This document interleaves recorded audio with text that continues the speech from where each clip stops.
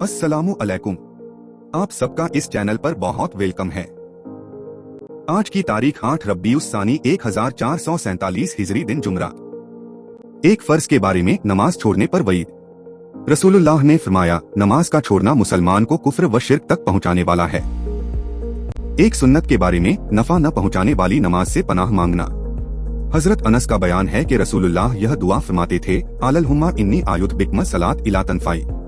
ऐ अल्लाह, मैं तेरी पनाह चाहता हूँ उस नमाज से जो नफा न पहुँचाती हो। एक अहम अमल की फजीलत जुबान और शर्मगाह की हिफाजत करना।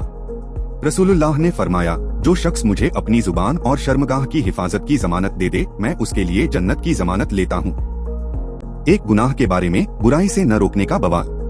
कुरान में अल्लाह ताला फरमाता है, जो कौमें तुमसे पहले हलाक हो चुकी हैं, उनमें ऐसे समझदार लोग न हुए जो लोगों को मुल्क में फसाद फैलाने से मना करते, सिवाय चंद लोगों के जिनको हमने अजाब से बचा लिया। मतलब यह है कि हर एक के लिए भलाई का हुक्म और बुराई से रोकना जरूरी है, वरना अजाब में मुब्तला कर दिया जाएगा। आखिरत के बारे में जहन्नमी हथौड़े। रसूलुल्लाह ने फरमाया, अगर जहन्नम के लोहे के हथौड़े से पहाड़ को मारा जाए तो वह रेजा रेजा हो जाएगा, फिर वह पहाड़ दोबारा अपनी असली हालत पर लौट आएगा। तिब्बे नबवी से इलाज, जख्म वगैरह का इलाज।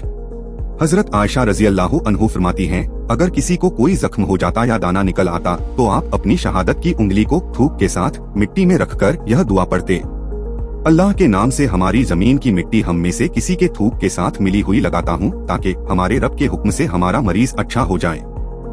नबी की नसीहत। रसूलुल्लाह सल्लल्लाहु अलैहि वसल्लम ने फरमाया, अपने मालों को ज़कात के जरिए महफूज बना और अपने बीमारों का सदके से इलाज करो, और बला व मुसीबत की मौजों का दुआ और अल्लाह ताला के सामने आजिजी से इस्तिकबाल करो। इस्लामी तारीख। रसूलुल्लाह की चचा अबू तालिब से गुफ्तगू।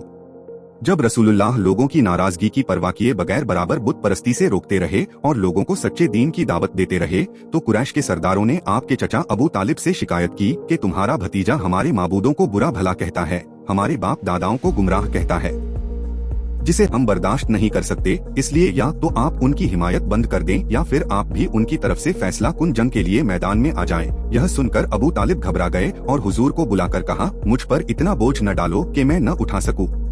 चचा की जबान से यह बात सुनकर आपकी आंखों में आंसू भर आए और आपने फरमाया, चचा जा, अल्लाह की कसम, अगर यह लोग मेरे एक हाथ में सूरज और दूसरे हाथ में चांद लाकर रख दें, तब भी मैं अपने इस काम से बाज न आऊंगा। या तो अल्लाह का दीन जिंदा होगा या मैं इस रास्ते में हलाक हो जाऊंगा। हुजूर की इस गुफ्तगू का अबू तालिब पर बड़ा असर हुआ, चुनांचे उन्होंने कहा, जिस तरह चाहो तबलीग करो, मैं तुम्हें किसी के हवाले नहीं करूंगा।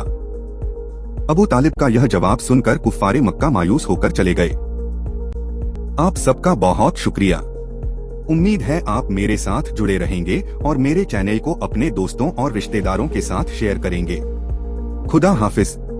इंशाअल्लाह फिर मिलेंगे।